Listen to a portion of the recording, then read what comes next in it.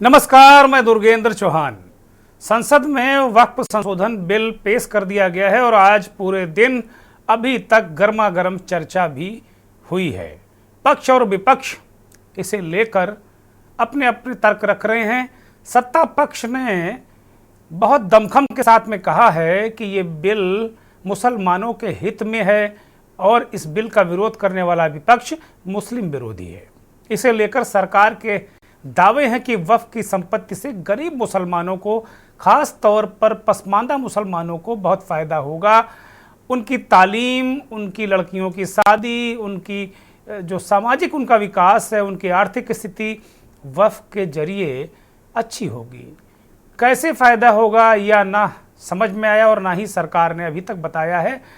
और कल से आज तक मैं लगातार बीजेपी के प्रवक्ताओं से पूछ भी रहा हूं, तो वो ये तो कह रहे हैं कि फ़ायदा होगा, लेकिन फ़ायदा कैसे होगा इसका कोई रोड मैप है नहीं। मोदी सरकार अपने हिसाब से जो बोर्ड बना रही है, क्या वह वक्फ की ज़मीन को खुद चलाकर राजस्व कमाएगी? क्या सरकार वक्फ की ज़मीनों, प्रॉपर्टीज़ को किराए पर उठाकर उनका इस्तेमाल करके, उनका बेहतर इस्तेमाल करके उससे राजस्व कमाएगी? ऐसा क्या हो जाएगा कि इससे गरीबी दूर हो जाएगी? विपक्ष की तरफ से सरकार के बिल में ठोस कमियां नहीं निकाली गई हैं। उनके भाषणों में आलोचना तो ज़्यादा है, मगर दूसरे मुद्दे भी शामिल हैं। वो सीधे इस पर फोकस नहीं कर रहे हैं। कभी वो कुंभ की बात करते हैं, कभी भारतीय जनता पार्टी के अध्यक्ष के चुनाव नहीं हुआ उसकी बात करते हैं। इधर उधर से आके वो एक कैजुअली तरीके से कोई जो बिल है, वक्फ बिल, इस पर बात करते हैं। यह समझना भी बाकी है कि इस बिल के नतीजे में मुस्लिम समाज और उसके धार्मिक संपत्तियों का क्या होगा। अब बीजेपी और उसके जो सहयोगी दल हैं, ये भी मानने को तैयार नहीं कि इस बिल का या वक्फ का धर्म से कोई लेना देना है। सबसे बड़ा एतराज़ इस बात को लेकर है कि जो नया वक्फ कानून है जो बनेगा, जो बिल पेश होने के बाद, बिल पेश हो गया है, चर्चा हो रही है, और जिस तरीके से संख्या बल सत्ता पक्ष का है उससे तो साफ है कि बिल पास ही हो जाएगा। इसके मुताबिक जो नई कमेटी होगी उसमें 2 गैर मुसलमान होंगे, यानी कि हिंदू होंगे, और उनको भी CEO यानी मुखिया बनाने का अधिकार उनके पास होगा। DM फाइनल अथॉरिटी होगा। तो क्या सरकार के जरिए, DM के जरिए वक्फ संपत्तियों पर शिकंजा कसने की तैयारी है, नकेल डालने की तैयारी है? और इस एतराज़ को मुस्लिम उलेमा, आलिम और जो पूरा समाज है, वो जाहिर सी बात है उसमें कहीं ना कहीं चिंता है, परेशानी वो महसूस कर रहे हैं, ऐसा विपक्ष के लोग कह रहे हैं। तो कुल मिलाकर इसको लेकर आज हम बात करेंगे और सबसे बड़ा सवाल यही उठाएंगे कि क्या विपक्ष जो है वो मुस्लिम विरोधी है? क्या जो मुसलमानों के हित में जो काम सरकार कर रही है वक्फ बिल लाकर, क्या उस पे अड़ंगा डालकर, उसकी मुखालफत करके पूरा विपक्ष क्या मुसलमानों का विरोध कर रहा है? ये बड़ा सवाल।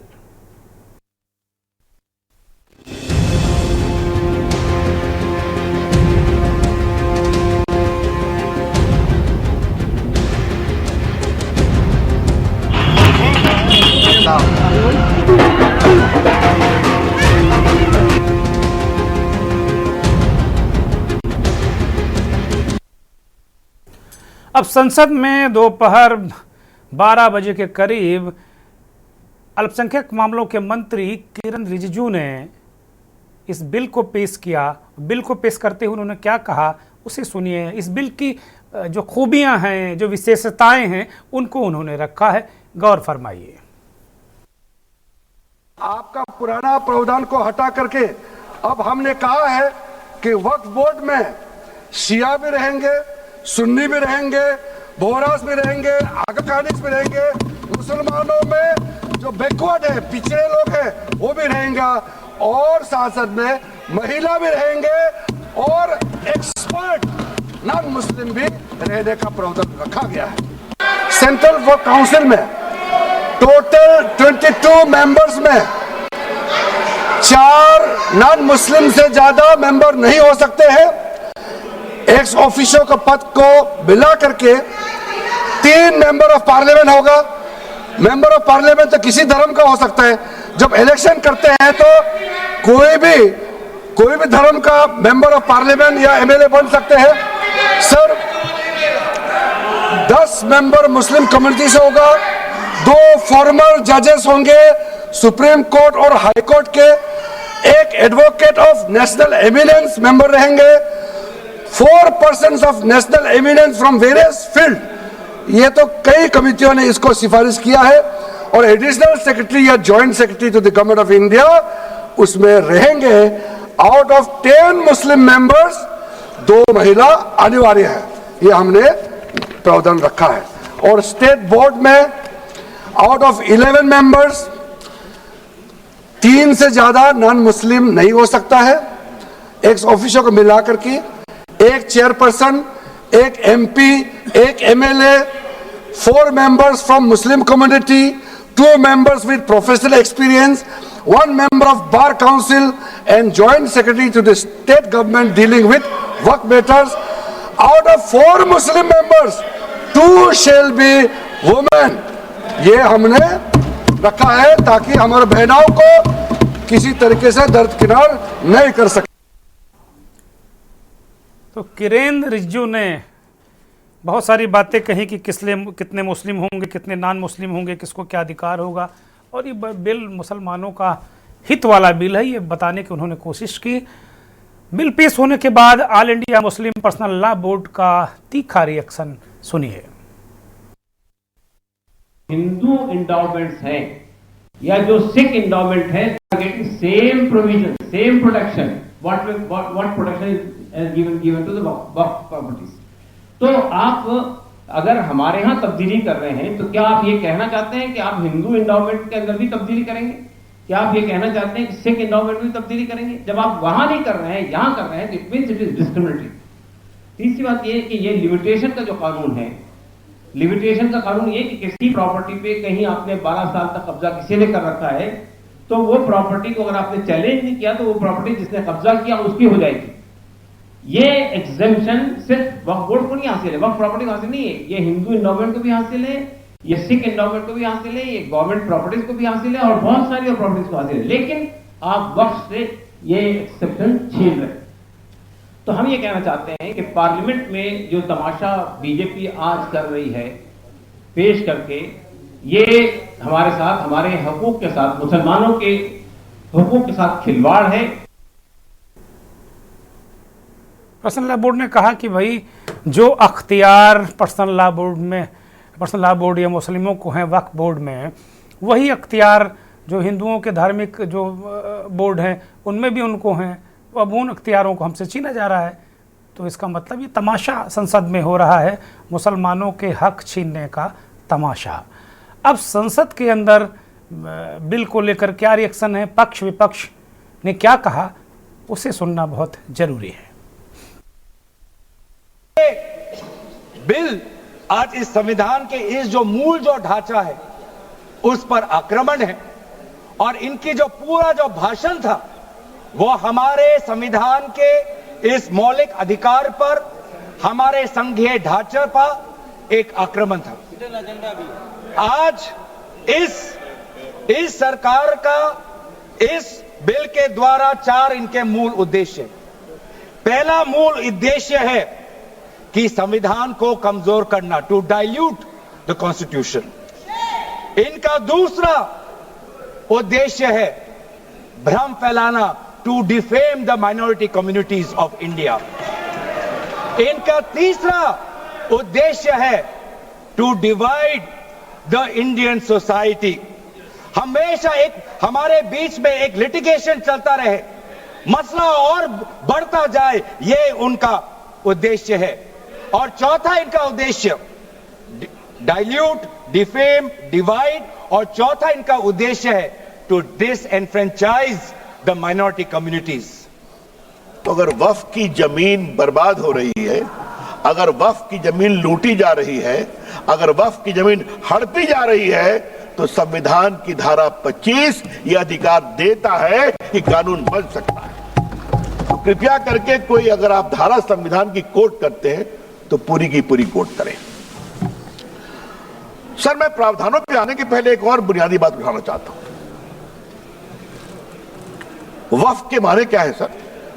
माननीय मंत्री जी ने विस्तार से बताया है। Waqf is not a religious body, Waqf is just a statutory body. वो कोई धार्मिक संस्था नहीं है, वो सिर्फ एक वैधानिक संस्था है। तो ये वक्फ बिल जो लाया जा रहा है वो अपनी वोट बैंक को संभालने के लिए और समाज को बांट करके ध्रुवीकरण करके राजनीतिक लाभ लेने के लिए लाया जा रहा है। और अगर इसके लिए नहीं लाया होता तो पहले से जो जितने फैसले लिए सरकार ने, क्या उससे देश और प्रदेश में कोई बड़ा बदलाव आ गया है? अगर स्मार्ट सिटी का बात करें तो कितनी स्मार्ट सिटी बन गई है आपकी? आपके नोटबंदी की वजह से न जाने कितना रुपया कहां कहां निकल रहा है। Madam, the spirit of my speech is तू हिंदू बनेगा ना मुसलमान बनेगा, इंसान की औलाद है, इंसान बनेगा। Madam, this present bill covers importantly 2 areas of the Waqf. One, manage religious affairs of Waqf board. One of the arena is to manage, control, supervision of the religious aspects of the Muslim. 2, providing power to the state government to decide the disputes in respect of the Waqf property, including land and building. ये वक्फ संशोधन विधेयक इस सदन में पेश हुआ था JPC में जाने के पहले, तब से ये नैरेटिव बनाने का प्रयास किया जा रहा है पूरे देश में, और पूरे देश का माहौल खराब किया जा रहा है यह बता के कि यह मुसलमान विरोधी है। कहीं से ये मुसलमान विरोधी नहीं है, कहीं से मुसलमान विरोधी नहीं है। क्या है वक्फ? वक्फ कोई मुस्लिम संस्था है क्या? वक्फ एक तरह का ट्रस्ट है, जो ट्रस्ट मुसलमानों के हक में काम करने के लिए बनाया जाता है। मुस्लिम कोई धार्मिक संस्था नहीं है वक्फ। ऐसा नैरेटिव बनाया जा रहा है जैसे ये कोई मुसलमान, हाँ उस ट्रस्ट को ये हक है, उस ट्रस्ट को ये अधिकार होना चाहिए कि वो मुसलमान समुदाय के हर वर्ग के साथ, चाहे वो महिला हो, पुरुष हो, गरीब हो, अमीर हो, पिछड़े हो, अति पिछड़े हो, सभी वर्ग के लोगों के साथ न्याय करे, जो नहीं हो रहा है। क्या है वक्फ? वक्फ तो एक धार्मिक संस्था नहीं है, विनियामक है और प्रशासनिक निकाय है जो मुसलमानों के हक के लिए काम करती है। ये जो बिल लाया है उस बिल को देखते हुए आपका हेतु स्पष्ट नहीं होता, आपके मन में कुछ और ही है। जमीन आपको हड़प करनी है, और किसके लिए करनी है? जैसे मैंने कश्मीर में नाम लिया, जैसे मैंने जहाँ मणिपुर में भी चल रहा है उसी के लिए चल रहा है, और है किन उद्योगपति के लिए चलता है सभी को पता है। आपका उद्देश्य जमीन हड़पने का है, बाकी कुछ नहीं है, न्याय देने का नहीं है। इसलिए मैं आपको एक ही बताता हूँ, वोटों पे सच्चाई रहती है जहाँ दिल में सफाई रहती है। हम उस देश के वासी हैं जिस देश पे गंगा बहती है। आप लोगों के वोटों पे सच्चाई नहीं है, दिल में भी सफाई नहीं है। इसलिए तो बाद में राज कपूर को कहना पड़ा, राम तेरी गंगा मैली हुई, पापियों के पाप धोते धोते। 1000 लोग मर गए उसमें। अब पता नहीं गंगा कैसे मैली हो गई, या आगे गंगा को और मैली करने की तैयारी है, पता नहीं। लेकिन अरविंद गणपति सावंत, शिवसेना के नेता, सदन में वो कह रहे हैं कि सबको पता है कि ये वक्फ बिल क्यों लाया गया। वक्फ की ज़मीनें हड़पने के लिए, किसी उद्योगपति को देने के लिए, पता नहीं कौन सा उद्योगपति है जिसकी बात वो कर रहे हैं। अखिलेश यादव कह रहे हैं कि वोट बैंक जो छिटक गया है, और ख़ास तौर पर जो अगड़े हिंदू हैं उनको संतुष्ट करने के लिए ये कर रहे हैं, ध्रुवीकरण करने के लिए कर रहे हैं, समाज को बांटने की कोशिश कर रहे हैं। और ललन सिंह कह रहे हैं कि भाई धार्मिक संस्था ही नहीं। तो बीजेपी का जो सत्ता पक्ष है वो कह रहा है कि ना, ये धार्मिक संस्था नहीं है, और इसको धर्म के लबादे में, धर्म की चाशनी मत लपेटिए, गुमराह मत करिए।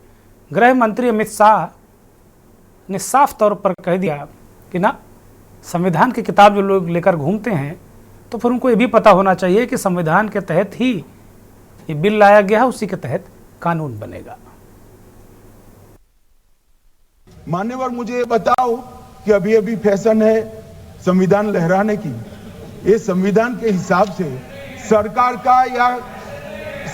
का या किसी भी निजी संस्था का कोई भी फैसला मान्यवर कायदे की कोर्ट से बाहर कैसे हो सकता है? कोई भी फैसला हो, ये देश की अदालत वो फैसले तक रुचि नहीं रखेगी। नागरिक ग्रीवेंसेस लेकर कहां जाएंगे? जिसकी भूमि हड़प कर ली गई वो कहां जाएगा? ऐसा नहीं चलेगा। आपकी वोट बैंक के लिए आपने किया था, हम खारिज कर रहे हैं, हम खारिज कर रहे हैं। ऐसा नहीं चलेगा। अदालत में जाइए, जिसको ग्रीवेंसेस है इधर और साइड से, और अदालत न्याय करेगी। न्याय के लिए तो अदालतें बनी हैं। और मान्यवर, यहां एक सदस्य ने तो कह दिया माइनॉरिटी इस कानून को स्वीकार नहीं करेगी। क्या धमकाना चाहते हो भाई? संसद का कानून है, सबको स्वीकार करना पड़ेगा। स्वीकार नहीं करेंगे मतलब क्या है? कैसे बोल सकते हैं कोई? हम कानून को स्वीकार नहीं करेंगे। एक कानून भारत सरकार का है, हर एक पर बंधन करता होगा और इसको स्वीकार करना पड़ेगा।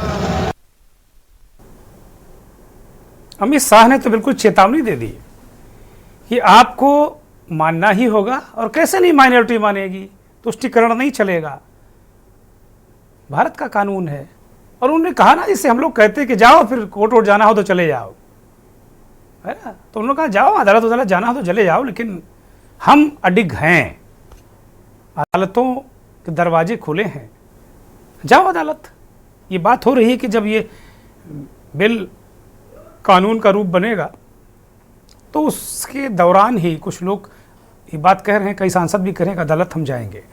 इस गर्मा गर्म बहस के दरमियान अखिलेश यादव और अमित शाह के बीच हल्की फुल्की नोक झोंक ने संसद में माहौल ह्यूमरस बना दिया। जो पार्टी ये कहती हो कि दुनिया की सबसे बड़ी पार्टी है, अध्यक्ष महोदय वो अपना राष्ट्रीय अध्यक्ष नहीं चुन पाए अभी तक।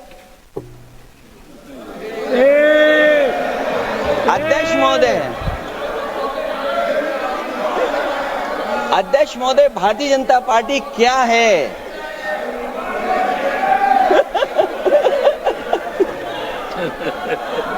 जी, अखिलेश जी ने बहुत हंसते हंसते कहा है, इसको हंसते हंसते जवाब देना। ये सामने जितनी पार्टियां हैं उनका राष्ट्रीय अध्यक्ष उन 5 लोगों को ही चुनना है परिवार के। हमें माननीय अध्यक्ष जी करोड़ों सदस्यों में से 12-13 करोड़ सदस्य प्रक्रिया कर कर चुनना है तो देर लगती है। आपके यहां जरा भी देर नहीं लगेगी। मैं कह देता हूं अभी 25 साल तक आप अध्यक्ष हो जाओ, नहीं बदल सकता।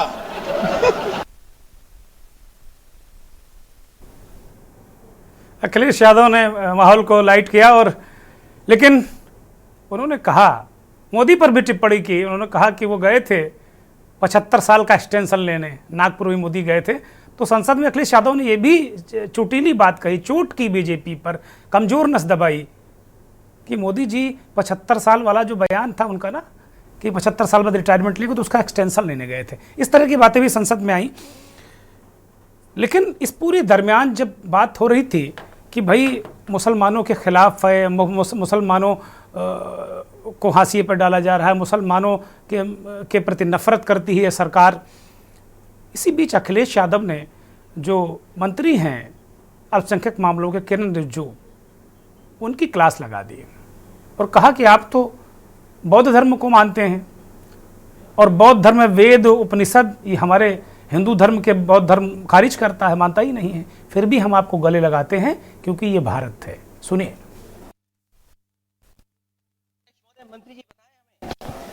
वो खुद भी माइनॉरिटी हैं, भगवान बुद्ध के रास्ते पे चलते हैं। भगवान बुद्ध का रास्ता दूसरा है। हम आपको अपना मानते हैं तब भी जब आप हमारे बहुत सारे ग्रंथों को नहीं मानते, तब भी हम आपको अपना मानते हैं। आप हमारे पुराणों को नहीं मानते हैं, आप हमारे उपनिषदों को नहीं मानते हैं, लेकिन सोचिए हम हिंदू वो लोग हैं जो आपको स्वीकार करते हैं और गले लगा करके चलते हैं। अब मैं दूसरे धर्म पे नहीं जाऊंगा, कोई नाराज हो सकता है।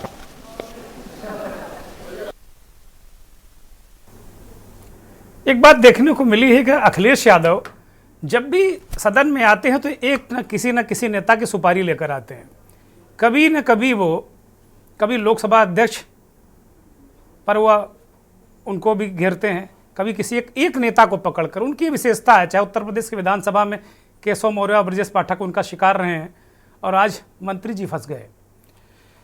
खैर, वक्फ पर चर्चा के लिए हम भी आज यहाँ एकत्र हुए हैं के न्यूज़ के मंच पर, और हमारे साथ मेहमान जुड़ गए हैं सुनील द्विवेदी, भारतीय जनता पार्टी की प्रवक्ता नेता हमारे साथ जुड़ गए हैं, बहुत स्वागत। मलिक जावेद, कांग्रेस के राष्ट्रीय प्रवक्ता नेता और कानून के अच्छे खासे जानकार हैं। अशोक तिवारी, समाजवादी पार्टी के नेता हमारे साथ जुड़े हैं। बीडी नकवी साहब पूर्व चिंतक हैं, जज रह चुके हैं। हयात उमर साहब वरिष्ठ पत्रकार हैं और all India Sunni Waqf board के जनरल सेक्रेटरी हाजी मोहम्मद सली साहब भी हमारे साथ इस कार्यक्रम में जुड़ गए हैं। बहुत स्वागत, बहुत धन्यवाद, बहुत आभार। मेहमानों से माफ़ी के साथ असदुद्दीन ओवैसी साहब बोल रहे हैं संसद में, उनका भी टेक है अपना। ओवैसी साहब बोल चुके, तो कोई बात नहीं, उनकी जो उनका बयान है मुझे उपलब्ध कराया जाए तो मैं अपने दर्शकों को सुना दूंगा। सीधे इस चर्चा को हम शुरू करते हैं। हाजी सली साहब के पास जाएंगे। हाजी सली साहब मुझे लगता है स्क्रीन पर दिख नहीं रहे हैं। चर्चा की शुरुआत मैं सुनील द्विवेदी से करूंगा। सुनील द्विवेदी, लगातार सत्ता पक्ष के लोग इस बात को कह रहे हैं कि भाई ये तो मुसलमानों का हिला बिल है और जिनके हित में आप काम कर रहे हैं वो चीख चिल्ला रहे हैं, चाहे all India personal law board हो, चाहे मुसलमानों के संगठन हो, मुस्लिम जो बुद्धिजीवी हों, भारतीय जनता पार्टी के मुस्लिम नेता छोड़ के बाकी ऐसा कोई व्यक्ति नहीं रहा है जो कह रहा हो कि वाह वाह क्या बात है। कहीं कोई नहीं। ये जो पटाखे दगा रहे हैं ये भी भाजपा अल्पसंख्यक मोर्चे के लोग हैं, हमारी स्क्रीन पर जो दिख रहे हैं। तो ये इतना हित का आप लोग काम करते हैं। पिछले दिनों आपने किसानों के हित के लिए इतना बढ़िया काम किया था, 3 कानून लाए थे किसानों के, और अंत में 1.5 साल तक बवाल चला और उसके बाद वो कानून वापस लेने पड़े। तो ऐसा क्या दिक्कत हो जाती है कि आपकी पार्टी और आपकी सरकार राष्ट्र हितैषी है और इतना जबरदस्त हितैषी है कि कुछ कहने को नहीं, उसके बाद भी ये सब बवाल हल्ला मचता है? सुनील द्विवेदी। हेलो, चौहान साहब सुन रहे हैं आप? हाँ, बोलिए बोलिए। चौहान साहब नमस्कार, और पैनल में उपस्थित सभी महान भावों को सादर नमस्कार। पहले तो मैं सुनील द्विवेदी की आवाज इको कर रही, इसको ठीक किया जाए। सुनील द्विवेदी की आवाज इको कर रही। चौहान साहब ये आवाज जो इको, हाँ ठीक हो गई, कुछ तकनीकी व्यवधान था, बोलिए आप। हाँ जी, आज बहुत अरसे के बाद रिसेंट पास्ट में अभी तमाम जो बिल पास हुए और बड़ा सार्थक चर्चा हमने संसद में देखी पाए, चाहे वो 370 हो या ट्रिपल तलाक हो, जो भी हुई अच्छी बात है। मैं एक राजनीतिक संगठन का प्रवक्ता जरूर हूं, लेकिन उसके साथ साथ सबसे पहले मैं भारतवासी हूं और यहाँ का नागरिक हूं, और एक सार्थक चर्चा देखने को मिली, अच्छा लगा। आज ये पहली बार था, एक बहुत अरसे के बाद एक बिल पेश हुआ, उसके विरोध में या उसके कंट्राडिक्शन में कहीं पे कोई सार्थक चर्चा देखने को नहीं मिली। बिल पेश हो रहा है, वक्फ बिल संशोधन, उसके रेगुलेशन का चर्चा किस पे हो रही है कि भारतीय जनता पार्टी का राष्ट्रीय अध्यक्ष क्यों नहीं बना अभी तक। आप मतलब मजाक की पराकाष्ठा है। चर्चा हो रही है कि हेलीकॉप्टर भगवान श्री राम को और सीता जी को, लक्ष्मण को लेके गया और हनुमान जी को लेके नहीं गया। आज किसी भी पॉलिटिकल पार्टी के पास कोई सार्थक, कोई तथ्यगत जवाब नहीं था कि वो इस बिल का विरोध कर सके। अब आपका प्रश्न था, मूल प्रश्न ये था कि लोग इसका विरोध कर रहे हैं। कहां विरोध कर रहे हैं? अभी आपने लोगों को मिठाई बांटते हुए देखा, तो आपका कहना था कि अल्पसंख्यक मोर्चा के लोग थे, तो इसी मैं तो सारे पक्ष दिखाता हूं सुनील द्विवेदी, सारे पक्ष दिखाता हूं मैं, लड्डू भी दिखाता हूं, पटाखे भी दिखाता हूं, दर्द भी दिखाता हूं, सब कुछ दिखाता हूं जी। बिल्कुल आपने गलत नहीं कहा, वो एक स्वाभाविक सी बात है, मैं आपकी बात से सहमत हूं। बोलिए। तो मैं ये भी कह सकता हूं कि जो लोग विरोध कर रहे हैं वो भी स्पॉन्सर्ड है कहीं से। समस्या कहां पे है? समस्या ये है कि वक्फ बिल की संपत्ति का रेगुलेशन, उसकी देखभाल और फाइनल अथॉरिटी अब डीएम होगा। कलेक्टर होगा जिले का। हमारी राजस्व की जमीन होती है, हमारी नाली दबाई जाती है, हमारा चक्रोट दबाया जाता है, चाहे वो हमारे मुस्लिम पक्ष के लोग हों चाहे हिंदू पक्ष के लोग हों। हम एसडीएम की अदालत में जाते हैं, हम डीएम की अदालत में जाते हैं और वहीं से तो निर्णय होता है। और आज वक्फ की संपत्ति पे देखें तो अल्पसंख्यक में जो ऊंचे वर्ग के लोग हैं, कहीं ना कहीं प्रत्यक्ष अप्रत्यक्ष रूप से उन्हीं लोगों का कब्जा है। जो नीचे का हमारा अल्पसंख्यक वर्ग है, चाहे वो पसमानदा हो या जो गरीब अल्पसंख्यक समुदाय के लोग हैं, वो कहां लाभान्वित हो रहे हैं? आप कुछ उदाहरण हमें बता दीजिए कि वो लाभान्वित हो रहे हो।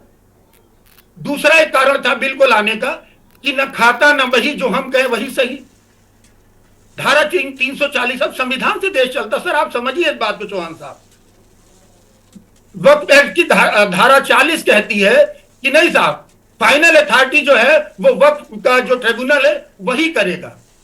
भाई संविधान से बाहर हम कैसे हो सकते हैं? अच्छा, फिर आपको लगता है कि हमारी वक्फ की जमीनों पे कब्जा हो जाएगा, संपत्ति पे कब्जा हो जाएगा?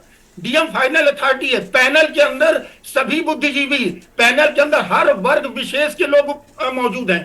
कैसे कौन कब्जा कर लेगा? सरकार कब्जा कर लेगी। सरकार उसको व्यवस्थित करने का प्रयास कर रही है और समाज में, अल्पसंख्यक समाज में अंतिम पायदान पे खड़े हुए व्यक्ति तक, ठीक है, बना किस लिए था? वक्त इसलिए बना था जन कल्याण के लिए। ठीक है, ठीक है, संस्था नहीं है, वैधानिक संस्था है। ठीक है सुनील द्विवेदी, मैं लौटूंगा। अशोक तिवारी समाजवादी पार्टी के नेता हमारे साथ जुड़े हुए हैं। अशोक तिवारी, एक तो पहला जवाब ये है कि वो कह रहे हैं कि आपके नेता ने नॉन सीरियस बातें की, भाजपा का अध्यक्ष, और विमान में हनुमान जी को नहीं ले जाया गया, और फिर पता नहीं क्या क्या बातें वो करते रहे। फिर अचानक वो मंत्री जी को उन्होंने निशाने पर ले लिया कि भाई हम आपको हृदय से लगाते हैं, आप तो भगवान बुद्ध के रास्ते पर चलते हैं। तो बीजेपी के नेता का कहना है कि भाई ये पता नहीं नॉन सीरियस बातें क्यों होती, वक्त पे बोलना चाहिए था उनको। एक तो ये जवाब। दूसरा, जैसा इन्होंने कहा अभी सुनील द्विवेदी ने कि भाई अब ये डीएम रेगुलेट करेगा, मनमानी नहीं चलेगी, तो इसमें क्या दिक्कत है?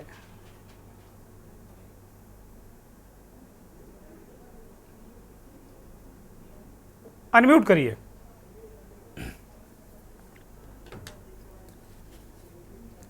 अशोक जी अनम्यूट करिए, हम आपको सुन नहीं पा रहे हैं। आवाज आ रही है? हाँ बोलिए। अब आ रही आवाज? जी जी, मैं स्पष्ट रूप से सर कहना चाहता हूं कि भारतीय जनता पार्टी तरह तरह के हथकंडे करती है, राजनीति करती है। हाल ही में चुनाव हुए 24 में, और 24 के चुनाव में मुद्दों पर चुनाव हुए और मुद्दों पर उसको हार का सामना करना पड़ा उत्तर प्रदेश से। स्थिति स्पष्ट है। महंगाई पे चुनाव हुआ, किसानों की समस्या थी, आरक्षण का सवाल था, आज रोजगार का सवाल था, और मुंह की खानी पड़ी। इन सब मुद्दों से ध्यान हटाने के लिए वक्फ का एक घिनौरा लाया गया है। वक्फ का लाया गया है क्योंकि जो है भावनाओं में जनता को कैसे लिया जाए, जनता को पुनः जो है दोबारा ध्रुवीकरण किस तरह से किया जाए, वोट बैंक की राजनीति किस तरह साधी जाए, ये साथ देने के लिए वक्फ का बिल लाया गया है। और इसके तहत एक और चीज साथ दी जा रही है कि जब नियंत्रण कर लेंगे तो आज रेलवे के बाद, डिफेंस के बाद सबसे ज्यादा प्रॉपर्टी कहीं है तो वक्फ पे है। सवाल इस बात का, इतनी बड़ी प्रॉपर्टी का नियंत्रण जब सरकार के हाथ में आ जाएगा तो मैं मानक ढंग से उस पर अपना मित्रों को भी दे सकेगी। जैसे रेलवे की संपत्ति को इन्होंने अलॉट किया है, आज इन्होंने डिफेंस की संपत्ति को अलॉट किया है, ये मीडिया में भी आया है, कहीं छिपा हुआ नहीं है। ऐसे ही जब पूरा नियंत्रण कर लेंगे ये इस पर, तो इसमें भी अपना हेरा फेरी करेंगे। ये भी इनकी नीयत है, जमीनों पर निगाह है इनकी। सवाल इस बात का है कि एक वर्ग के हिसाब से जो ध्रुवीकरण की राजनीति की जा रही है उसमें भी लोगों को जो है भरमाने का प्रयास करेंगे, लेकिन वो चलने वाला नहीं है। हमारे राष्ट्रपति जी ने यही कहा है कि वे चलने वाला नहीं है। लोग आरक्षण के मुद्दे पर खड़े हैं, जो नौकरियां गलाई गई हैं, 30 लाख नौकरियां नहीं निकाली गई हैं, उसमें परीक्षाएं लीक कराई गई हैं, इन मुद्दों पर प्राइवेटाइजेशन किया गया है, आउटसोर्सिंग कराई गई है। दलित खड़ा है, आज पिछड़े खड़े हैं। जिस तरह से उत्तर प्रदेश में भर्ती घोटाला हुआ, शिक्षक भर्ती घोटाला हुआ, आज पिछड़े खड़े हैं। आज किसान अपने एमएसपी की मांग को लेकर खड़े हैं। जीएसटी जिस तरह लगाई गई है कि जो है किसानों की कमर टूटी जा रही है जीएसटी से। आज सवाल इस बात का है कि पहले नोटबंदी की, इन्होंने नोटबंदी की, उसमें कितना काला धन निकल गया। आज झाग के 3 पात इन्होंने जीएसटी लगाई, उसका क्या असर हुआ? व्यापारियों पर असर हुआ, आम जनता पर असर हुआ, किसानों पर असर हुआ। आज हालात ये है कि हर जगह जब फेल है सरकार, तो ये वक्त बिल ला करके लोगों को भावनाओं में लेकर के इधर उधर की बातें करके अपने गिरते हुए वोट बैंक को साधने का प्रयास कर रही है। इससे अधिक कुछ नहीं है। और ये बिल आया है जो, इसमें नायडू को देखना पड़ेगा, अभी नीतीश को देखना पड़ेगा, इन्होंने कैसे अपने वोट हासिल किए हैं, इसमें क्या ये करेंगे, किस तरह से करेंगे और कहां खड़े रहेंगे, ये सबसे बड़ी देखने की बात होगी। ठीक है जी, ठीक है अशोक तिवारी, बहुत धन्यवाद। आप लगातार बने रहिए, मुझे एक ब्रेक पर जाना है। सवाल यही है कि बड़ी मजबूत बात अशोक तिवारी ने कही। वो कह रहे हैं कि ये बात शिवसेना के सांसद अरविंद सावंत ने भी कही। वो कह रहे हैं कि भाई दरअसल ये मामला जमीनों का है। रेलवे और डिफेंस के बाद तीसरे नंबर पर इस देश में जमीनें वक्फ की हैं। और संसद में भी शिवसेना के सांसद ने ठोक कर कहा कि रेलवे की जमीनें भी भारतीय जनता पार्टी की सरकार ने अपने दोस्तों को दी हैं, अलॉट की हैं। डिफेंस की ज़मीनें भी दी गई हैं, तो वक्फ की ज़मीनें किस खेत की मूली हैं, उसको भी ऐसे दे देंगे? ये सवाल है, बड़ा अहम सवाल है। ब्रेक पर जा रहे हैं।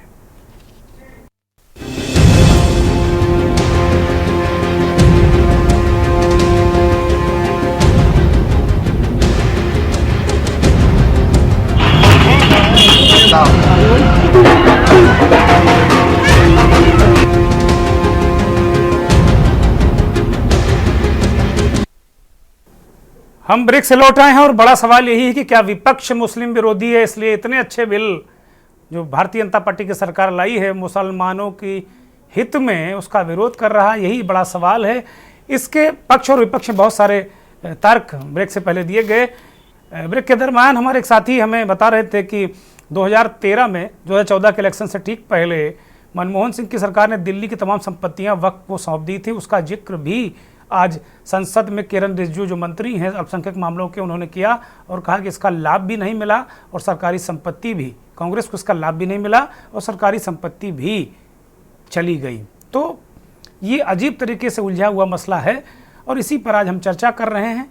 ये कतई उम्मीद नहीं है कि कोई, जब संसद में लगातार चर्चा हो रही है और उसमें भी बहुत सारे तथ्य उलझ रहे हैं, तो मैं कतई दावा नहीं करता कि इस एक घंटे की चर्चा में कोई हम फैसला कुछ चीज़ों में पहुंच जाएंगे। लेकिन विभिन्न पहलुओं पर एक जिम्मेदार पत्रकार होने के नाते, एक जिम्मेदार चैनल होने के नाते हमें इस पर बात करनी चाहिए। मलिक जावेद कांग्रेस के नेता प्रवक्ता हमारे साथ जुड़े हुए हैं लगातार। मलिक जावेद, ये बात किरण रिजिजू ने कही कि 2013 में बहुत सारी संपत्तियां सौंप दी गई तुष्टिकरण के लिए, और वो कह रहे हैं कि भाई ये सब कुछ भारत सरकार का है, इसमें कहाँ किसका है? जो रेलवे है वो भी भारत सरकार की है, डिफेंस भी भारत सरकार का है। तो अब इन सब चीज़ों को लेकर फिर इसमें दिक्कत कहाँ है, परेशानी कहाँ है? और कांग्रेस ने अपने वोट बैंक के लिए, सारे जो सत्ता पक्ष के लोग हैं उन्होंने कहा कि तुष्टिकरण वोट बैंक के लिए वक्फ को इस तरीके से मनमाने तरीके से इस्तेमाल किया गया। मलिक जावेद बिल्कुल झूठ बोल रहे हैं, हमारे माइनॉरिटी मिनिस्टर बिल्कुल झूठ बोल रहे हैं। अगर तुष्टिकरण किसी का इस देश में 70 सालों में हुआ तो अडानी अंबानी का हुआ है। सारा देश का पैसा जो है पूरा मित्रों को लुटा दिया गया है। अब इनकी नजर वक्फ पे पड़ी और ये नागपुर से बना हुआ कानून है, मिनिस्ट्री ऑफ माइनॉरिटी अफेयर्स ने नहीं बनाया है, क्योंकि इनको खुद नहीं पता इसमें क्या क्या प्रावधान है।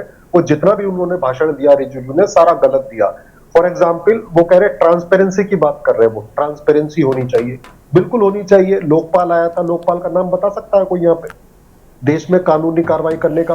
फिर उन्होंने दूसरा एक आरोप लगाया कि पहले कोर्ट नहीं जा सकते थे, बिल्कुल सरासर झूठ है।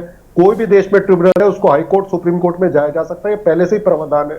फिर उन्होंने कहा कि इसमें मुस्लिम औरतों को, महिलाओं को हमने रखा है, ये पहले से ही प्रावधान था कि 2 या 2 से अधिक महिलाएं हो सकती हैं। इन्होंने 2 का कैप लगा दिया और उसको कंपलसरी किया है, ये थोड़ा बेटर है। दूसरा, इन्होंने जो रेवेन्यू आता था 7% उसको घटा के 5% कर दिया। तीसरा, इन्होंने ये कहा है कि इससे जो है मुसलमानों का बहुत फायदा होगा, गरीबों लोगों का फायदा होगा, पिछड़ों का फायदा होगा। आरएसएस में बताए कितने पिछड़े लोग हैं, कितने दलित समाज से, कितने आदिवासी समाज से। भाजपा में बताए जो उच्च पदों पे वो कितने दलित समाज से, कितने आदिवासी समाज से। तो ये सब झूठ बोलने का इनका काम है, नौटंकी कर रहे हैं ये। हाँ, कब्जा हुआ है 2500 स्क्वायर किलोमीटर का कब्जा हुआ है। चाइना ने लद्दाख में कब्जा हुआ है, अरुणाचल प्रदेश में कब्जा हुआ है, चाइना ने गांव साली है वहां पे कब्जा हुआ है। एनक्रोचमेंट की बात है, इससे और लिटिगेशन बढ़ेगा। दूसरी बात यह है कि एक प्रावधान था कि अगर कोई भी इसमें एनक्रोचमेंट होता तो उसमें रिग्रेस इम्प्रिजमेंट यानी कठोर कारावास का प्रावधान था, उसको घटाकर कारावास कर दिया इन्होंने। सारी पावर कलेक्टर को दे दी गई। कलेक्टर किसके अधीन आता है? स्टेट गवर्नमेंट के आता है। ऐसे ही इन्होंने सारी पावर जो थी, जो भी किसानों के कानून लाए थे 3 काले कानून, उसमें सारी पावर एसडीएम को देती थी। अगर किसान शिकायत करता तो एसडीएम के पास जाता, अगर अब वफ वाले शिकायत करेंगे तो वो डीएम के पास जाएंगे। तो डीएम किसके अधीन होता है? स्टेट गवर्नमेंट के अधीन होता है। दूसरी बात, हिंदू जो है वो वफ नहीं कर सकता लेकिन हिंदू मेंबर होगा। क्या राम मंदिर ट्रस्ट में मुसलमान मेंबर हो सकता है? जितने भी मंदिर के बोर्ड हैं क्या उसमें मुसलमान मेंबर हो सकता है? उसमें तो सिख और जैन और बौद्ध भी नहीं हो सकता, जबकि अनुच्छेद 26 जो है संविधान का उसमें कहा गया है कि ये हिंदू है, जबकि वो मंदिर में नहीं हो सकता। तो जितने भी इनके प्रावधान है ये गैर संवैधानिक बिल है। 14 आर्टिकल 14, आर्टिकल 25, आर्टिकल 26, आर्टिकल 29 का ये उल्लंघन करता है। हम शुरू से कह रहे हैं ये मुसलमान हिंदू को बंद करना, बोलना बंद कर दे भाजपा। केवल इनको हर जगह हिंदू मुसलमान दिखता है। 3 घंटे रह गए, मोदी जी के मित्र जो अमेरिका में बैठे वो टैरिफ लगाने वाले। और इतना महत्वपूर्ण ये बिल है, इतनी पावर आप दे रहे हैं मुसलमानों को, तो मोदी जी कहां है? पूरे दिन हो गया मैंने देखते हुए, मोदी जी दिखे ही नहीं। अगर ये इतना महत्वपूर्ण बिल था तो एक दिन पहले वेबसाइट पे अपलोड क्यों नहीं हुआ? मैंने 2 बजे भी देखा तब भी बिल अपलोड नहीं था, आम जनता के पास नहीं था। तो कैसे सांसदों को ही लेट दिया गया बिल? तो इतनी डरी हुई क्यों है भाजपा? और वो एक और गृह मंत्री कह रहे हैं ये संसद से पारित हुआ बिल है, इसको मानना पड़ेगा। अरे भाई आपने ही बिल बनाया था, नेशनल जुडिशियल अपॉइंटमेंट कमीशन, वो रद्द कर दिया सुप्रीम कोर्ट ने। आपने 3 काले कानून बनाए थे, वो आपने ही वापस ले लिया, माफी मांगनी पड़ी प्रधानमंत्री को। और आपने ही अभी इलेक्टोरल बॉन्ड का संविधान में संशोधन करके कानून बनाया था, वो सुप्रीम कोर्ट ने रद्द कर दिया। तो ये बकवास करना बंद कर दे कि जो पार्लियामेंट बना रहा है वो सही बना रहा है। उसके लिए आगे भी चीजें हैं और आने वाले वक्त में बहुत सारी चीजें बदलेंगी। जरूरी नहीं होता, अगर आप एक ही मानसिकता और अपना मेजोरिटी अगर आपके पास है, आप काले कानून बनाएंगे तो उसको कोर्ट भी और आने वाले वक्त में वो सब चीजें बदली जाएंगी। ठीक है। तो मेरा ये चौहान साहब जी उन्हें, और इसको आम मुसलमान, आम गरीब मुसलमान, ना हिंदू ना मुसलमान, उनको समझ में भी नहीं आएगा ये कानून क्या है, किसकी पावर है, किसको एनक्रोचमेंट हो रहा है, कहां पे। सच्चर कमेटी की रिपोर्ट कह रही है कि सबसे ज्यादा कब्जा सरकारों ने किया है। रिलीज क्यों नहीं कर? 10 साल से आपकी सरकार थी, सारे कानून है ऑलरेडी देश में एनक्रोचमेंट हटाने के, आपने क्यों नहीं हटाए? ठीक है। अब मैं जरा दूसरे लोगों को चर्चा में शामिल कर लूं। मलिक साहब, हाजी सलीद साहब हैं general secretary all India Sunni Waqf board के। हाजी सलीद साहब, इतनी देर की चर्चा आपने सुनी, बहुत सारे मेहमान ने अपने अपने विचार रखे हैं। भारतीय जनता पार्टी बार बार इस बात को कह रही कि भाई इसमें आम लोगों के एतराज नहीं है, जिनकी फंसी हुई है, जिन्होंने कब्जे कर रखे हैं। तो हमको जरा सलीद साहब ये बताइए कि जो पसमानदा मुसलमान की लोग बार बार नाम लेते हैं, अब मुझे ऐसा लगता है, आप बेहतर बताएंगे, कि जो मुसलमानों की टोटल कम्युनिटी है उसमें 80-90% पसमानदा ही है। मुझे ऐसा लगता है पसमानदा का मतलब गुर्बत से ही होगा, मुझे ऐसा लगता है, फिर भी आप क्लियर करिएगा। बार बार पसमानदा एक शब्द पकड़े हुए हैं, कह रहे हैं उससे बहुत फ़ायदा हो जाएगा, पसमानदा को बड़ा हो जाएगा, बड़े बड़े लोग वो करे हुए हैं। तो इसके फायदे क्या हैं सलीद साहब? मैं शेर से अपनी बात शुरू करना चाहता हूँ कि हमने कानून को, इंसाफ को मुर्दा पाया, हमने तहजीब को, अखलाक को रुस्वा देखा। हमने सोचा था कि हाकिम से करेंगे फरियाद और उनका वक्त रहता है तो आता है। सलीद साहब की आवाज़ ठीक की जाए। सलीद साहब, आपकी आवाज़ नहीं दर्शकों को मिल रही साफ, कृपया अपने माइक और करीब लाएं जी। हमने कानून को, इंसाफ को मुर्दा पाया जी, हमने तहजीब को, अखलाक को रुस्वा देखा जी, हमने तौहीन मसाजिद के मनाजिर देखे, हमने तस्वीर के मुकाबिल का तमाशा देखा। सोचा सलीद साहब की साउंड ठीक की जाए, ये बहुत सुनाई नहीं पड़ रहा है। आज हिंदुस्तान की पार्लियामेंट में वक्फ बोर्ड का जो बिल पेश हुआ है, इसने 2 चीजें क्लियर कर दी। एक, वो लोग हैं जो बाबा साहब के बनाए संविधान पर आस्था रखने वाले लोग हैं, जो धार्मिक उन्माद के जरिए सत्ता से दूर रहते हैं। दूसरे वो लोग हैं जो धार्मिक उन्माद के साथ एक खास नजरिए से इस मुल्क को चलाना चाहते हैं। आज जिन लोगों ने मुसलमानों को सेकुलर बनकर धोखा देते रहे, आज उनके चेहरों से नकाब उतर गया है।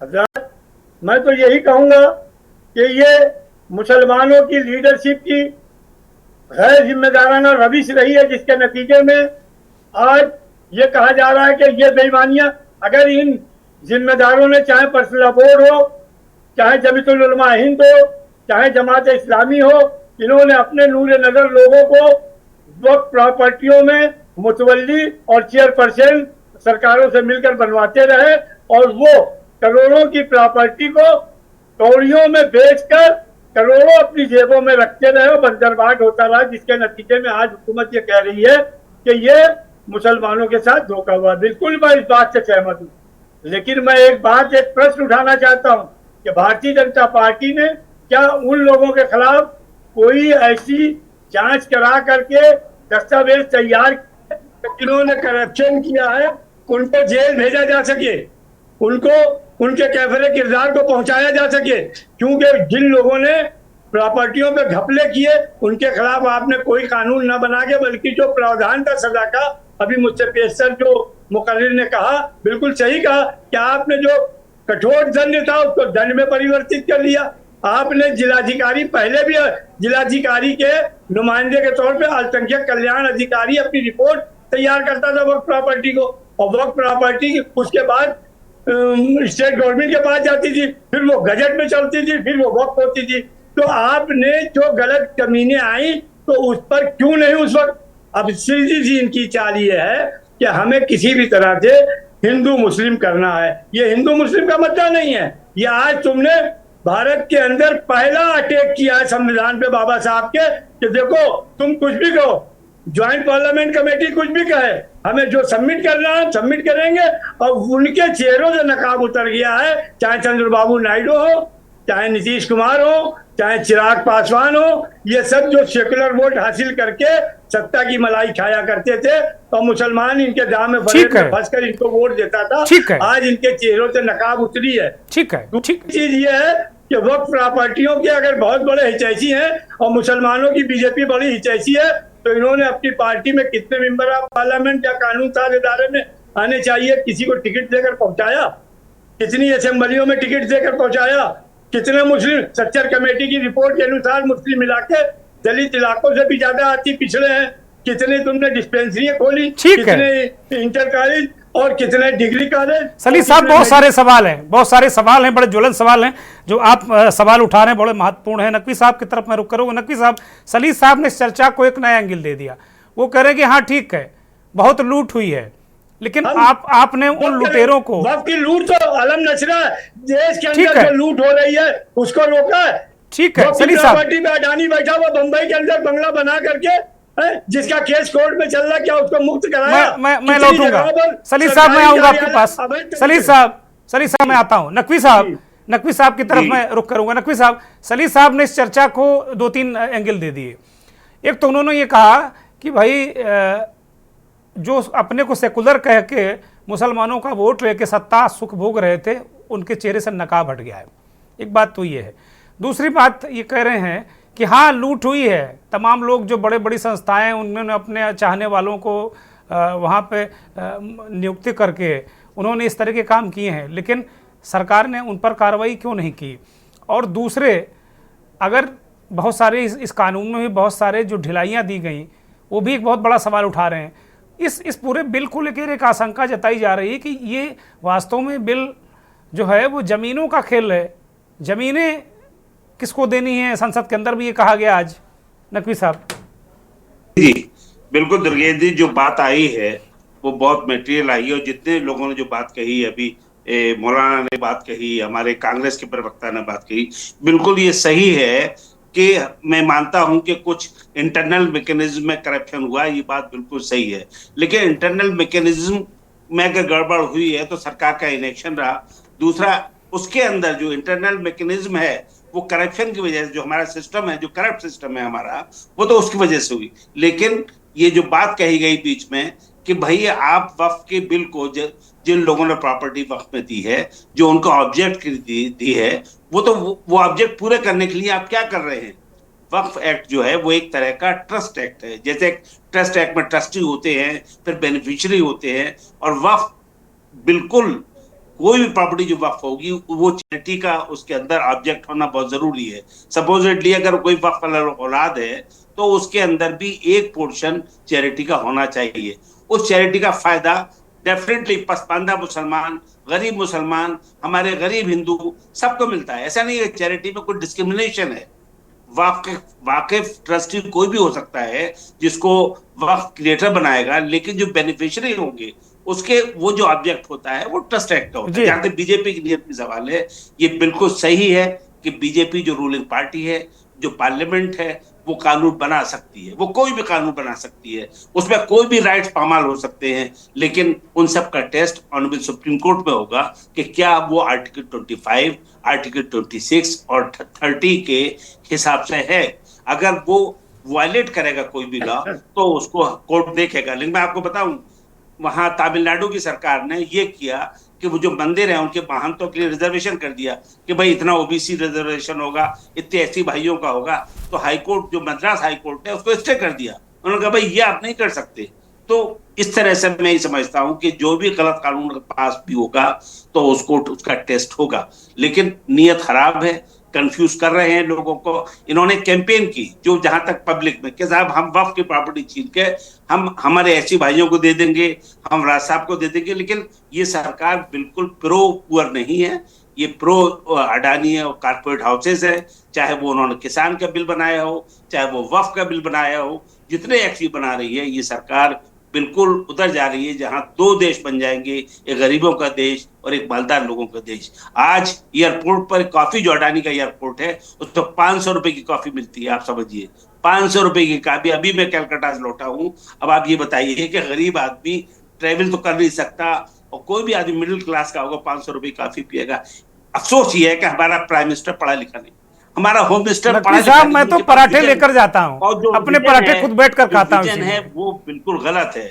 वो लोग सही तरह से नहीं सोचते, गलत पॉलिसी बनाते हैं, गलत लॉज बनाते हैं और सिर्फ एक नफरत का पैगाम जाए वो उसको फैलाते हैं। काश नफरत की दीवार गिरा दे कोई, हम दोस्त हैं, दुश्मनी बता दे कोई। आज का क्राइसिस दुर्गेश जी है कि मैं ये बताता फिर रहा हूं कि साहब मैं दोस्त हूं आपका, मैं दोस्त हूं आपका। ये इस सरकार ने जो मैसेज दिया है वो गलत दिया है। ऑब्जेक्टिवली इंटरनल मैकेनिज्म पे लॉ बनाते। अच्छा, एक छोटा सा सवाल, एक छोटा सा बड़ा महत्वपूर्ण सवाल नकवी साहब, माफी के साथ में रोक रहा हूं।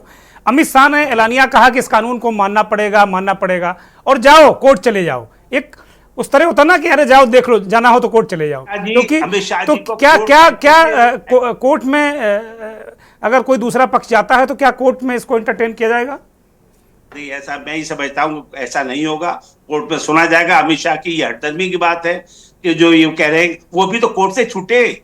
अरे भाई वो तो खुद कोर्ट से एक्सोनरेट होके होम मिनिस्टर बने हैं, उनके खिलाफ जो चार्जेस बने थे वो तो खुद है। उन्होंने तो ऐसी बात नहीं कहनी चाहिए। उन्होंने तो ये कहना चाहिए कि नहीं भाई हम कानून बना रहे हैं और आप जाइए कोर्ट और कोर्ट में टेस्ट, कोर्ट विल टेस्ट कि ये कानून सही है गलत है। मुझे उम्मीद ये है कि हमारा सुप्रीम कोर्ट, हमारा हाई कोर्ट इस कब्जों को देखेगा और हम इस लड़ाई को जो जीतेंगे। ये बिल्कुल सही कहा मौलाना ने कि ना कोई MP है ना कोई MLA है और आप मुस्लिम जो है उसकी बात करते हैं कि हम बड़े साफ सेवियर हैं मुसलमानों के। ये बिल्कुल, मैंने पूरा एक्ट पढ़ा, पूरे एक्ट के प्रोविजन देखे, उसके अंदर सिर्फ मैलिस है और कुछ नहीं है, बदनीयती है और कुछ नहीं है। मैं ही समझता हूं कि बेटर सेंस प्रिवेल करेगा। लड़ाई हम आगे लड़ेंगे, लड़ाई ये जारी रहेगी। हम सबको, किसी भी लोगों को जो कम्युनिटी है। जी मैं एक बात कहना चाहता हूं, जल्दी से बोलिए। एक बात ये कहना चाहता हूं कि जो उन्होंने वक्फ कमेटी के अंदर 2 गैर मुस्लिमों का प्रावधान रखा हैगा, इसका क्या बेनिफिट मिलेगा मुसलमान गरीब पसमानदा तबके को? और अगर वो मेंबर बनाना चाहते हैं तो मैं खुली चुनौती देता हूं कि नहीं, बाबरी मस्जिद के जो आपने कमेटी बनाई है उसमें दलित को एक वहां का प्रधान पुजारी बना करके दिखा दे। हम वक्फ प्रॉपर्टी में जिसको चाहो तुम बना दो। ठीक है, मैं आऊंगा, पूछूंगा। हयात साहब, चूंकि माफी के साथ में आपके पास आ रहा हूं, काफी वक्त बीत गया है साहब। एक जो क्रक्स ये है इस चर्चा का, नकवी साहब कह रहे हैं कि बदनीयती है। पूरा जो एक्ट पढ़ा है नकवी साहब ने, पूर्व जज हैं, वो कह रहे हैं बदनीयती है। और बीजेपी कह रही है कि विपक्ष मुस्लिम विरोधी है और विपक्ष कह रहा है कि भाई ये कुछ खेल और है, ये जमीनें किसी को देनी है, जैसे रेलवे की जमीन दे दी गई और तमाम जमीनें दे दी जा रही हैं।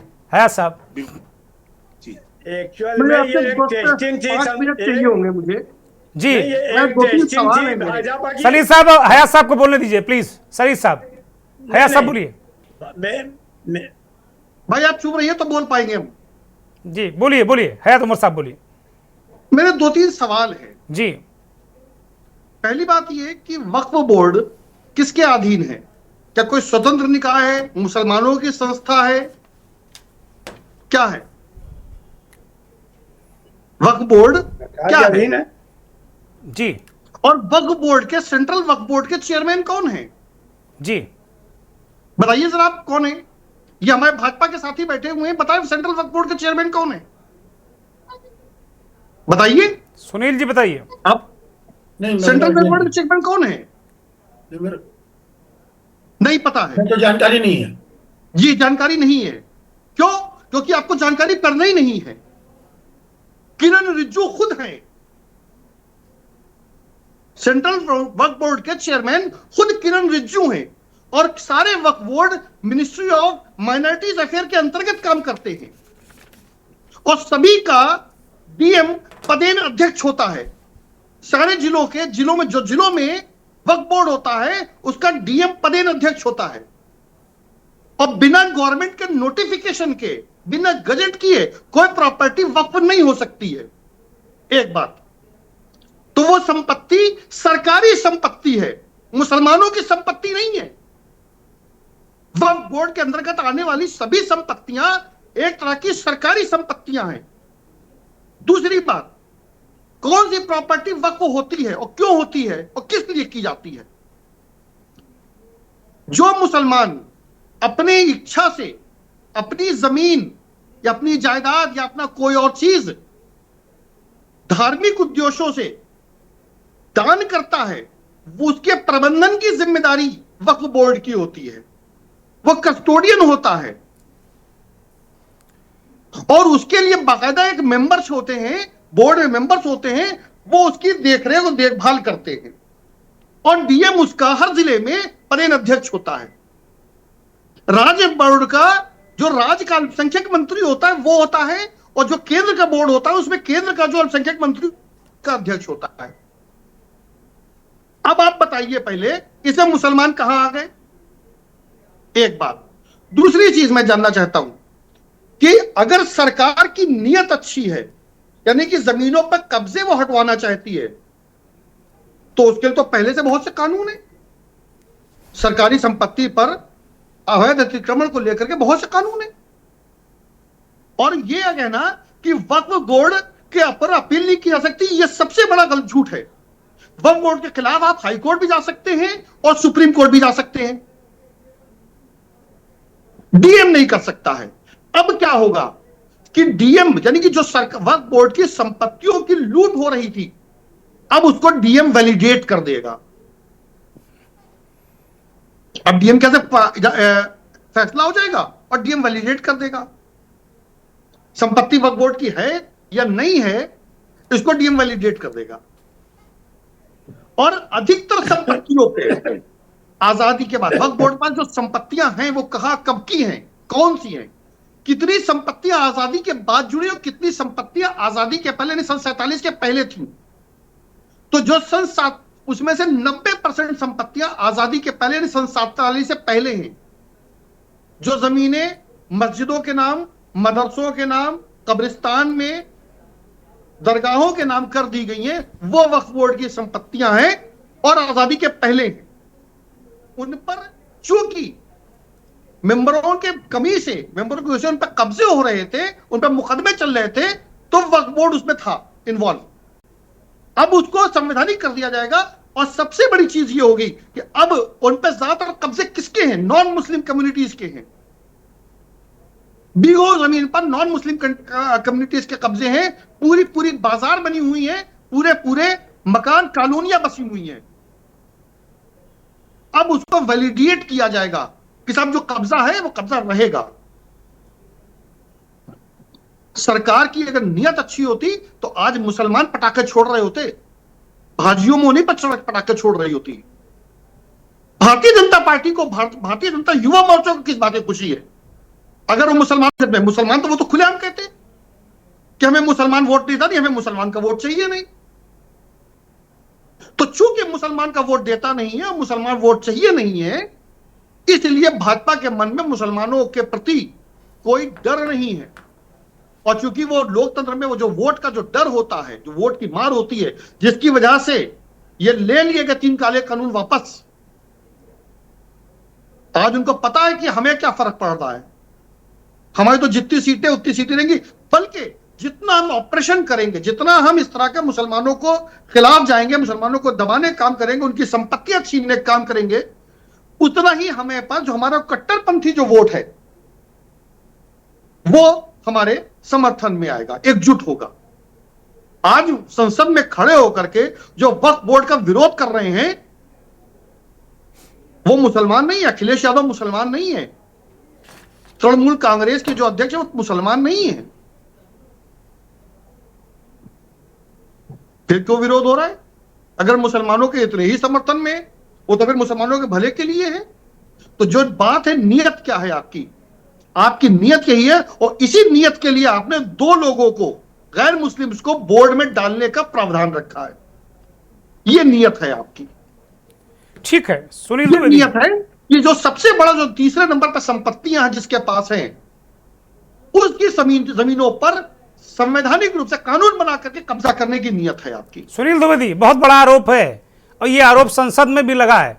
संसद में एक नेता ने कहा कि किसको जमीनें दी जानी है ये पता है, और सरकारें, कम से कम उद्योग डिपार्टमेंट में इस देश में होता रहा है कि उद्योग मंत्री कौन होगा, ये उद्योग जगत तय करता रहा है और उसके हिसाब से कानून बनते रहे हैं। लेकिन अब जमीनों पर कब्जे को लेकर भी एक बहुत बड़ा आरोप है विपक्ष का। संसद के अंदर भी एक सांसदों ने इस बात को कहा है कि ये बाकायदे जमीन का खेल है, कोई मुसलमानों का हितैषी नहीं है। और अखिलेश यादव ने कहा कि जो अपर कास्ट का हिंदू है उसको ये दिखाने के लिए कि भाई हम मुसलमानों को दबा रहे हैं, बुलडोज कर रहे हैं। सुनील द्विवेदी, बहुत जल्दी में, क्योंकि मेरे पास वक्त देखिए अखिलेश यादव जी की जहां तक बात है बड़ा स्पष्ट है, उनको वक्फ से या उससे कुछ लेना देना नहीं, उनको अगड़ों और पिछड़ों की राजनीति करनी है।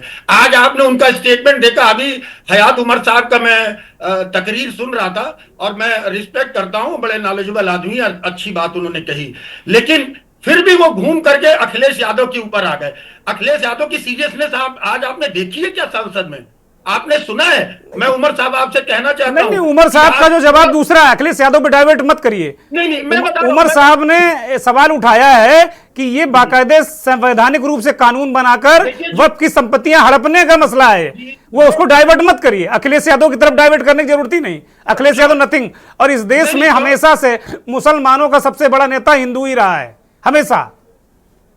चलिए चौहान साहब, आप हमें यह बताइए, एक कानून संसद में बनता है, राज्यसभा से पारित होता है, जेपीसी में जाता है, उसके बाद वो इंप्लीमेंट होगा, धरातल पे आएगा, ठीक है? अभी तक वो धरातल पे आया नहीं है कानून। ये पूरी बातें अप्रीहेंशन पर बेस्ड हैं। सारा अप्रीहेंशन हो रहा है कि जमीनें कब्जा हो जाएंगी, ये कब्जा हो जाएगा, वो कब्जा हो जाएगा। आप मुझे को रोकिएगा मत, और ये बहुत मैं तथ्यगत बात बोलने जा रहा हूं। अभी कांग्रेस के प्रवक्ता ये कह रहे थे कि कस्टोडियन डीएम हो जाएगा, डीएम को अधिकार प्राप्त हो जाएंगे, डीएम मनमानी करेगा। इसके मतलब ये मानते हैं कि सारे प्रदेशों में भाजपा की सरकार बनने वाली है। पद है महाराज, आप क्यों सोचते हैं कर्नाटक में तो डीएम हमारा नहीं है ना, जहां जहां आपकी सरकार है वहां हमारा डीएम नहीं है। आप क्यों प्रशासनिक पद को इतना नीचे गिराना चाहते हैं? हमारे चक्रोट का विवाद ठीक है। बोलिए भाई, कांग्रेस के नेता मलिक साहब बोलिए, कांग्रेस के नेता जवाब दिए। नकवी साहब मैं आ रहा हूं, मैंने 5 मिनट कार्यक्रम को बढ़ा दिया आगे, 5 मिनट मैंने बढ़ाया कार्यक्रम को। बोलिए मलिक जावेद, जल्दी से बात दीजिए। देखिए, एक और इसमें कमी है, पहले इलेक्ट होते थे और अब नॉमिनेट करेगी सरकार मेंबर्स को जो वक्फ होगा, ये भी इसमें झोल है। दूसरी बात ये कह रहे हैं कि डीएम जो है, अब ये मेरठ में कह रहा था कि जो छतों पे भी नमाज पढ़ेंगे उसके पासपोर्ट रद्द कर देंगे, तो ये डीएम कौन है?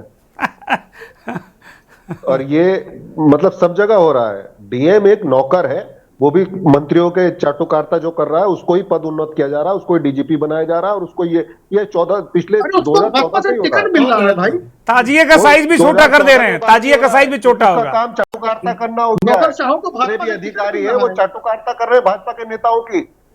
दूसरी बात मैं कहना चाहूंगा कि ये जो बिल है ना, ये गैर संवैधानिक है और ये मानेंगे नहीं, क्योंकि इन्हें संविधान में विश्वास नहीं है। इनको शुरू से पढ़ाया गया। इन्होंने जब संविधान बना था तब भी इसका विरोध किया था। इन्होंने तिरंगे का विरोध किया है, इन्होंने देश के आंदोलन, जो आजादी का आंदोलन था उसका विरोध किया है, और जो भी इनसे सवाल करता है वो देश विरोधी है।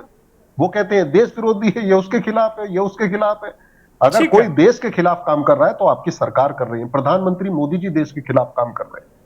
वो आपको 3 घंटे बाद पता लग जाएगा जब आपके मित्र जो है मोदी जी के, वो यहाँ पे टैरिफ लगाने वाले। क्या होगा? किसानों की हालत बद से बदतर होने वाली है। देश वैसे भी बर्बाद हो चुका है, अभी लोगों को पता नहीं है।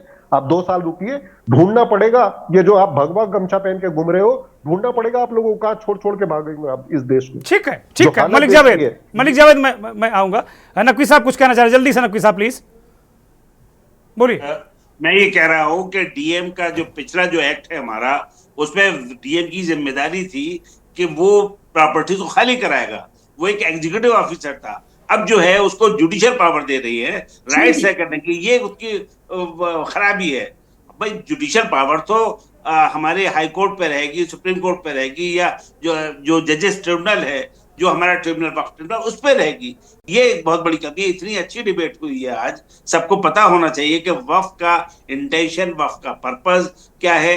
ये बिल्कुल सही है कि सरकार एक ऐसी बॉडी बना दे जो ये देखे कि वक्फ के जो ऑब्जेक्टिव्स हैं, क्या वो उस पर चैरिटी हो रही है, क्या वो गरीबों को पहुंच रहा है, क्या उसका सही इस्तेमाल हो रहा है। इस हद तक तो मैं एग्री करता हूं, लेकिन जो एक्ट, लेकिन नकवी साहब हयात उमर कह रहे हैं कि इसमें तो वक्फ की प्रॉपर्टी ज्यादातर हिंदुओं के कब्जे में, मुसलमानों के कब्जे में ही नहीं। वो ये बात कह रहे हैं। वो भी है, लेकिन ज्यादातर कब्जे आजादी के बाद चूंकि बड़ी तादाद मुसलमानों की पाकिस्तान चली गई थी और वो संपत्तियां निष्प्रयोज रह गई थी, निस्त्राण रह गई थी, उनके कोई कागजात नहीं थे, उनपे मुकदमे चल रहे हैं। उनमें ज्यादातर खेतियां जमीनें हैं, बड़े बड़े मार्केट बने हुए हैं, बहुत सारी शत्रु संपत्तियां भी घोषित हो गई उसमें भी खेल हुआ शत्रु संपत्तियों में। भी यही हाल है, ज्यादातर नजूल में आ गई है। ठीक है अशोक तिवारी भाई, ये लोग तो ये चर्चा ही, बहुत सारी चीजें तो अभी मलिक जावेद जो एक कानूनविद भी हैं, जाने माने दुनिया के बड़े वकील हैं, ये विदेशों में भी वकालत करने जाते हैं, तो ये तो कह रहे हैं कि बहुत लंबा ही खेल है और नकवी साहब जज ही वो फैसले देते रहे हैं। तो बहुत सारी चीजें तो बिल के अंदर की बाहर आ गई, जो लपेट लपेट के कहा जा रहा है कि बड़ी अच्छी हैं, बड़ी अच्छी हैं। देखिए, नकवी साहब ने बहुत अच्छी बात कही है। नकवी साहब ने जो बात कही है उससे मैं बिल्कुल एग्री करता हूं। इन्होंने डीएम को वो पावर दे दी, जुडिशरी की पावर दे दी, न्याय करने की पावर दे दी इस बिल के माध्यम से। ये सीधा कब्जा है, सीधा कब्जा है। इसमें तो ये इन्होंने अपने वक्फ बोर्ड को भी काफी कुछ वैल्यू नहीं किया, जबकि इनकी सरकार उत्तर प्रदेश में है, सरकार केंद्र में, कई प्रदेशों में सरकारें हैं, लेकिन अपने वक्फ बोर्ड को भी बाईपास करते हुए डीएम को पावर दे देना, मतलब डीएम को पूरा पावर दे देना, ये इनका तरीका है। अब रही इसकी बात, ये क्यों कर रहे हैं, ये सच्ची बात मैं फिर दोबारा से कह रहा हूं, इनका वोट प्रतिशत घट रहा है, इनको लोग चाहते नहीं है, लोग मुद्दों पे आ गए हैं। उत्तर प्रदेश की जनता हो या देश की जनता हो, आज महंगाई पे काबू नहीं है, बेरोजगारी पे काबू नहीं है, किसानों की समस्या है। इन समस्याओं के चलते, मैं संक्षेप में बोल रहा हूं, ज्यादा नहीं बोलूंगा, संक्षेप में बोल, इन समस्याओं के चलते, जनहित के मुद्दों के चलते आज ये ध्रुवीकरण करना चाहते हैं कुछ लोगों को, जो कि ये चीज पसंद करते हैं, उनको खुश करने के लिए, उनको अपने पक्ष में मिलाने के लिए, उनको अंधभक्त बनाने के लिए ऐसा करना चाहते हैं। ऐसा करने से कुछ होने वाला नहीं इसलिए है क्योंकि जनता भी जाग चुकी है। ठीक है, ठीक है। मैं एक अपील आपके चैनल के माध्यम, बोलिए सलीम साहब, बोलिए बहुत जल्दी में बोलिए। पर्सनल लॉ बोर्ड हो या दीगर मुस्लिम सियासी तंजीमें हो, कोई भी आंदोलन अगर चलाते हैं तो संवैधानिक तरीके से चलाएं और मुसलमानों से ये अपील करें कि वो वायलेंस कतई ना हो, संविधान के दायरे में रहते हुए अपने प्रोटेस्ट करें, किसी भी तरह का ये मौका न दें भारतीय जनता पार्टी के लोगों को कि वो हिंदू मुस्लिम नफरत पैदा करा करके बहुत बड़ी बात, दंगे कराए, क्योंकि उनका एजेंडा था बहुत बड़ी बात, मुल्क में दंगे करा करके और वोट का डिवीजन करा देंगे। अगर हमें इसको बहुत सब्र, सलीम साहब ने बहुत बड़ी बात की है, बहुत बड़ी बात की है कि सब्र से काम लीजिए, सब्र से काम लीजिए। संविधान है, कानून है, बहुत सारी चीजें हैं, इस्तेमाल मत होइए। जो लोग चाह रहे हैं, सियासी तंजीमें जो चाह रही हैं, उसके लिए इस्तेमाल मत होइए। अंतिम टिप्पणी इस कार्यक्रम के हयात उमर, छोटी सी टिप्पणी, बहुत देखिए बहुत सही। देखिए देखिए हर चीज के पीछे दो चीजें होती है, नीति और नियत। अगर आपकी नियत सही होती तो आपकी नीतियां भी सही होती है। और जाहिर बात है कि इसमें सरकार की नियत पूरी तरह से सरकार बदनीयत है, और चूंकि बदनीयत ही से काम किया जा रहा है इसलिए उसकी नीति भी वैसे ही है। और सरकार का मुसलमानों, भाजपा सरकार का मुसलमानों के प्रति जो नियत है, जो मुसलमान समाज के प्रति, मुसलमानों के प्रति जो नियत है, वो किसी से छुपा नहीं है। सबका साथ सबका विकास कहने से कुछ नहीं होता है, इक्वलिटी करनी कहने से नहीं होती, इक्वलिटी करनी पड़ती, दिखानी पड़ती। बहुत शुक्रिया, बहुत शुक्रिया सुनील द्विवेदी, मलिक जावेद, अशोक तिवारी, बीडी नकवी साहब, हयात उमर साहब, हाजी मोहम्मद सली साहब और तमाम दर्शकों का बहुत आभार, बहुत धन्यवाद। तो बड़ी महत्वपूर्ण चर्चा हुई, बहुत सारे पहलू निकल कर सामने आए। अंतिम टिप्पणी में हयात उमर साहब ने कहा कि भाई अब ये सबका साथ सबका विकास कहने से काम नहीं चलेगा, उसे साबित करना होगा, और कम से कम वर्तमान स्थितियों में सरकार और भारतीय जनता पार्टी के लिए बड़ी चुनौती है। नमस्कार।